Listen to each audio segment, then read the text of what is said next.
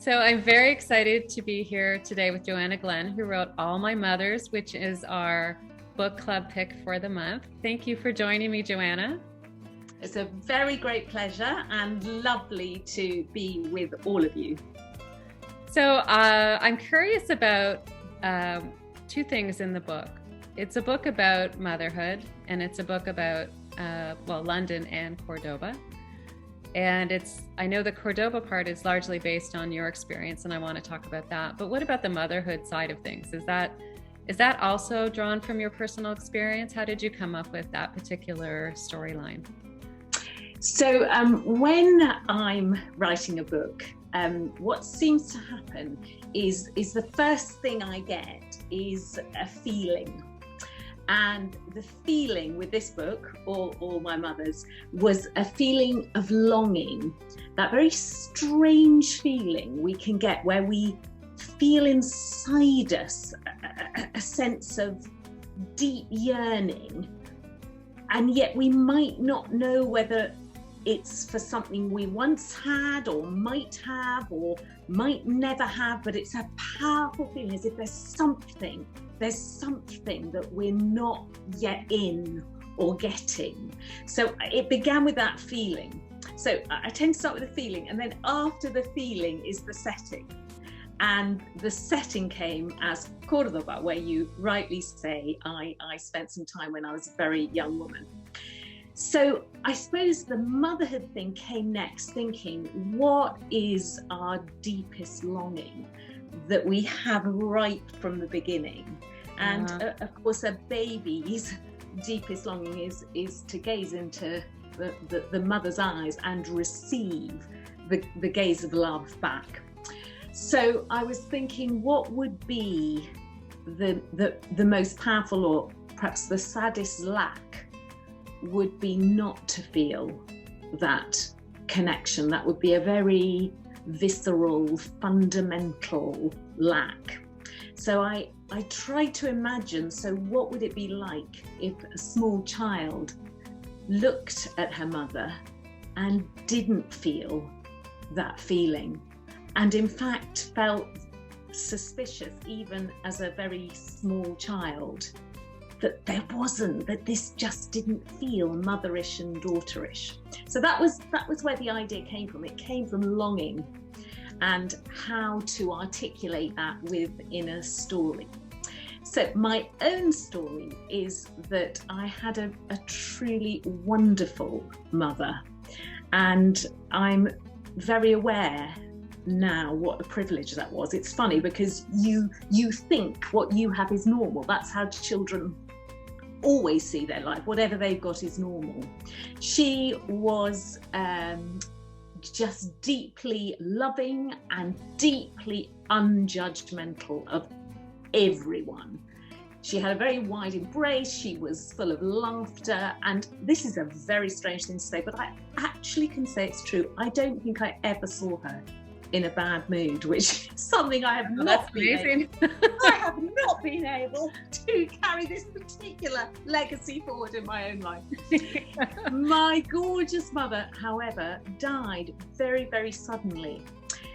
She was sitting, as I'm sitting here today with you, full of life and energy, and the next day she was dead, and she was only 73.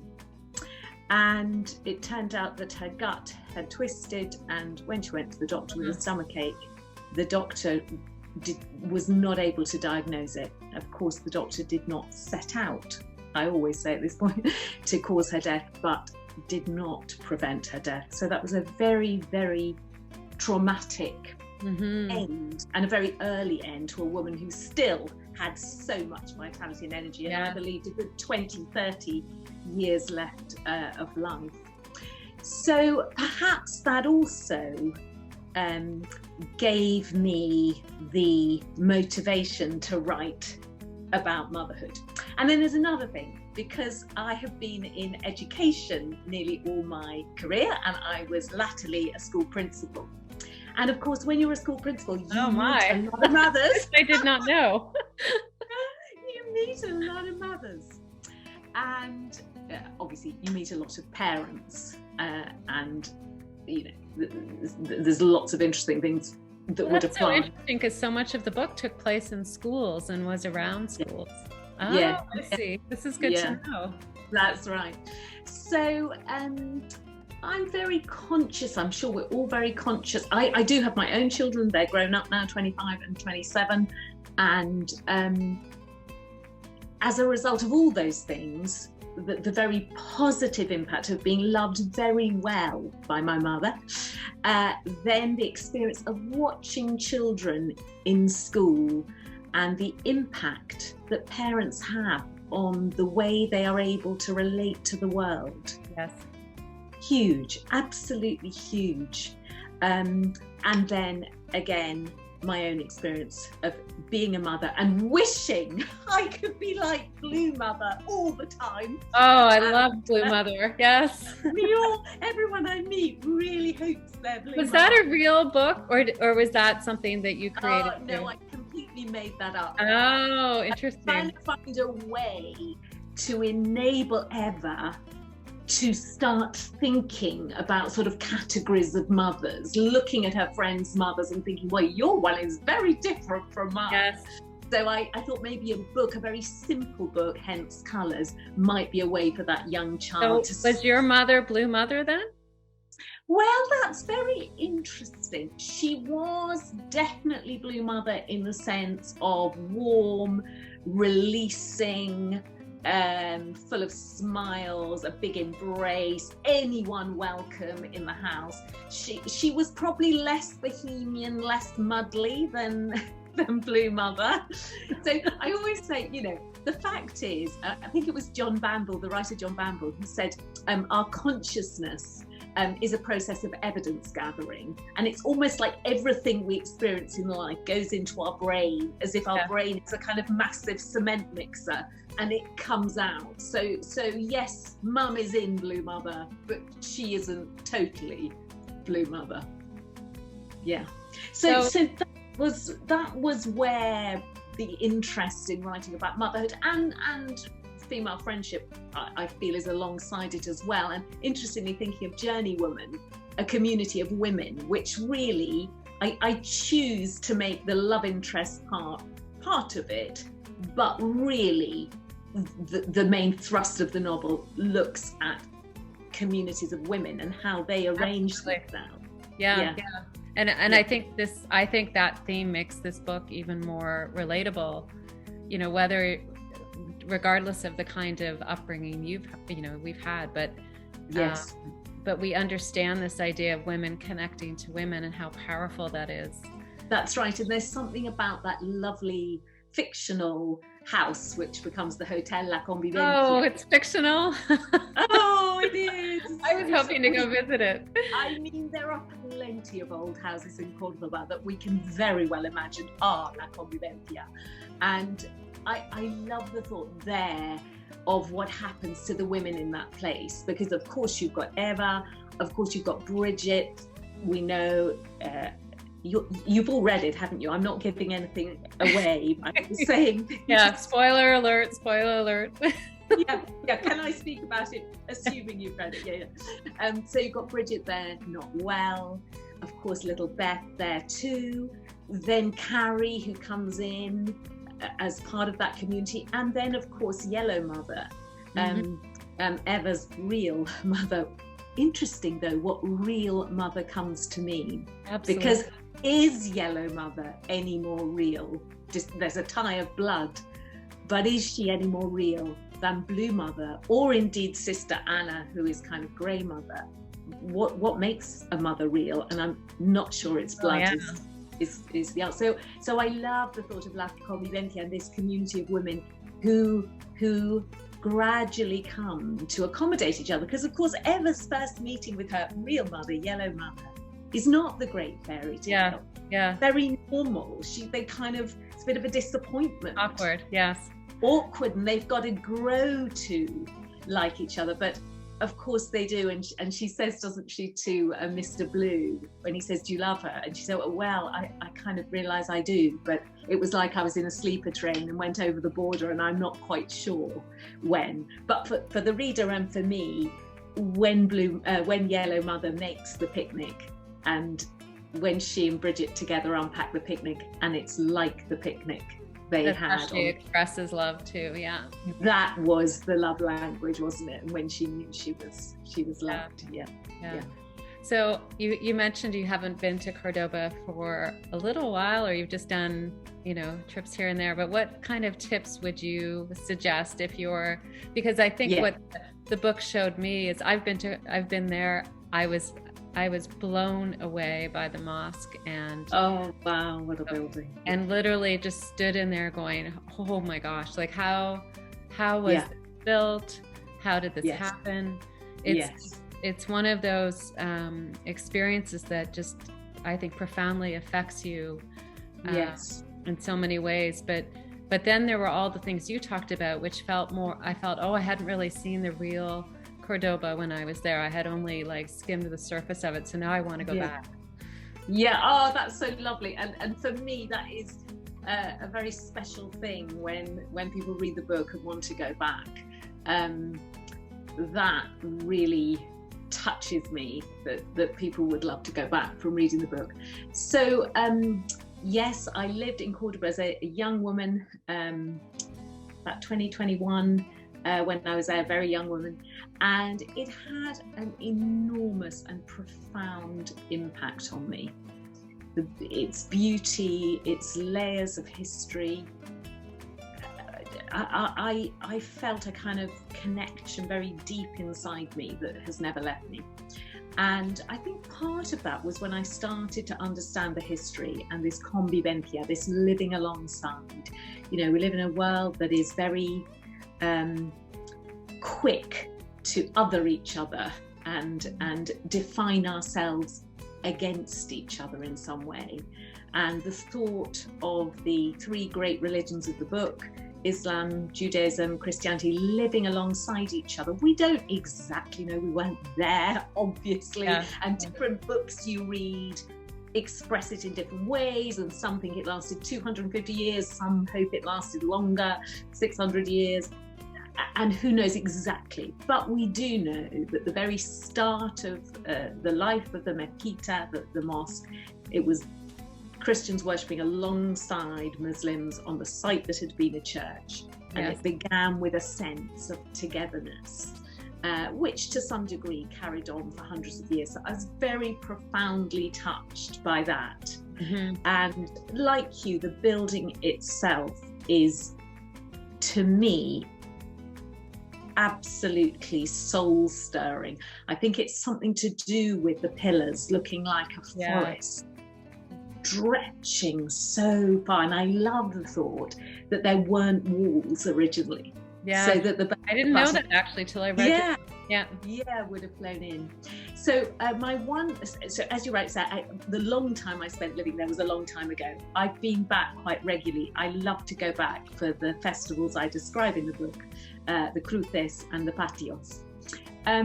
My one bit of advice is to try and get to the mezquita when there aren't loads of people there, because the magic is in the forest of pillars, and if they're completely crammed with people, you lose the shapes and the shadows and the patterns.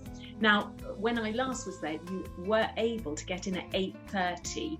Even when I last there, you could do that for free, but I've no idea if you still can. And that's before the coach parties get there. So that would be one big piece of advice, is to try and get there really early so you can be there alone.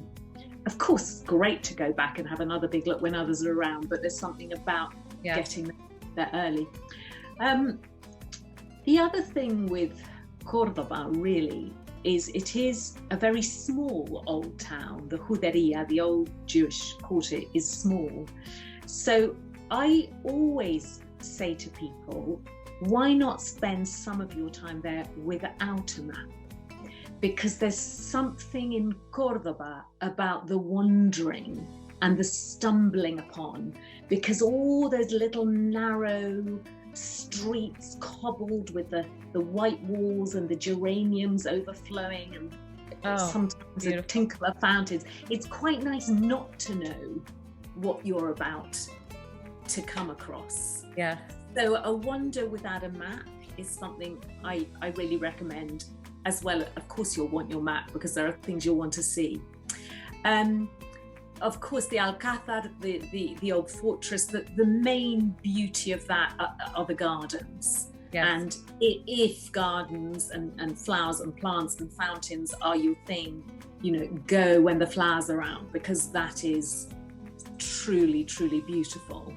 And of course, it's the orange trees, which are everywhere in Córdoba, as you know, because you've been there, and taking time to smell as well as see and hear.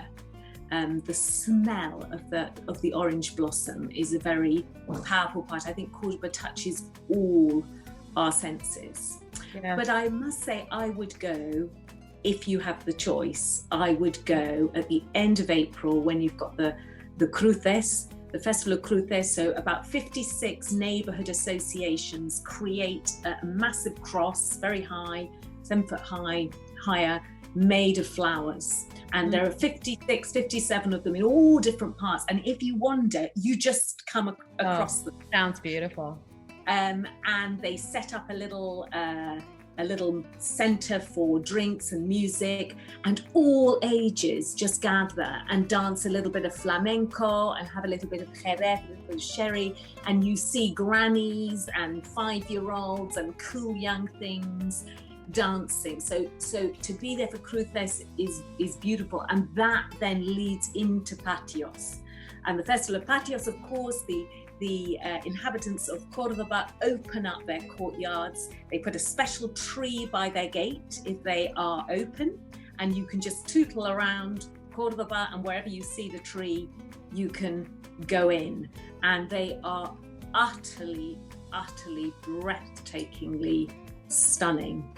And of course, in May is the fair, the May Feria, and that is flamenco and everyone in their dotty dresses and the men in their flat hats and those beautiful Andalusian horses, which you can also see in the old stables where they do beautiful horse. Yeah, I was going to ask about the stables. So basically, I need to go for April, May, and June.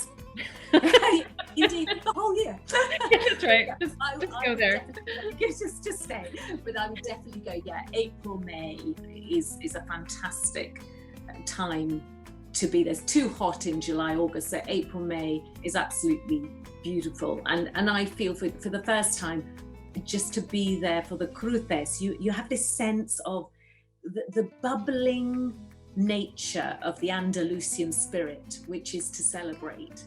And I just love the way you just see people, they just wander up to the cross and, after a day at work or whatever, put down their bag, grab a sherry and start dancing.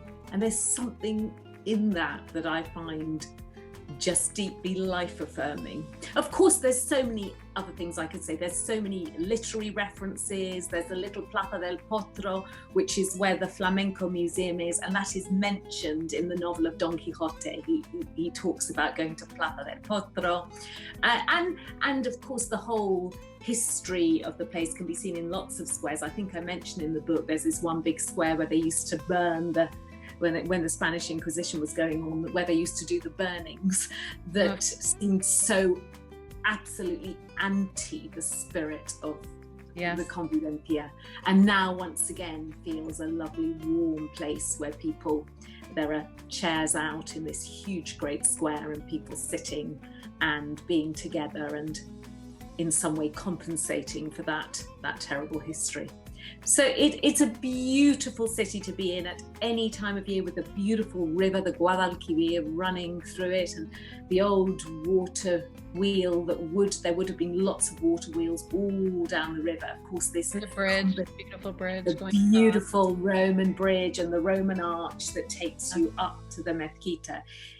And because it's a small old town, of course, Cordoba is much more than the old town, but as a visitor, that's what you want. Yeah. I love the way you can really get to know it. Even if you went for a long weekend, you would come away feeling that you had known that city. It reveals itself very generously and very quickly as we walk around. But yes, to feel the real spirit of the place, the wonderful thing about the spring, and cruces and patios, particularly patios, is you are actually going right in to the heart of people's homes. Yeah. And in what city do you get invited into the heart of people's homes? And I think that's what makes that festival so special. And cruces and patios are very low key, and I think there's something in that makes them very authentic. They haven't changed across centuries, really. Yeah. There's something very beautiful in that. It's just people open their gates and say, come and see my flowers. That's a very simple thing. Is there any etiquette around that? If you're a guest in someone's patio, is there anything you're supposed to do to show appreciation? I think that's an interesting question. I think they really appreciate you, whether you can say it with words or with your face, admiring the beauty of some of them are tiny, the patios, but they work at them every single day. And a lot of the pots of flowers go way up high on the walls, and some of these really quite old ladies and old men are up on their ladders watering their flowers. So I think, of course, it can get crowded, and you start getting clever at spotting when there's a patio open and not too many in there and nipping in. I always feel showing that you think it's wonderful is appreciated. They love that. Well, and then you can learn some words in Spanish. Yes, and bonita, even if you want to, bonita, que bonito es el patio. Even a little bit, they would love. Amazing. Amazing. Funnily enough, my daughter and her girlfriends have just read All My Mothers, and as we speak now, they are in Córdoba. They've done a little pilgrimage. They left, what day is it today? Monday. They left on early Saturday morning, and she has just been in touch, and they, without the festivals, say they are absolutely entranced by. Oh, it must be fascinating for her to follow in your footsteps and go to all the places you've written about as her mother. That's amazing. Yeah, so that's a lovely little bit of live news. Yes. fresh. Yeah. Are you working on any other books? Is there anything else you're thinking about? Yes, I am. I am just getting near what is at least a good first draft of my third novel. So there'll be more to say on that soon.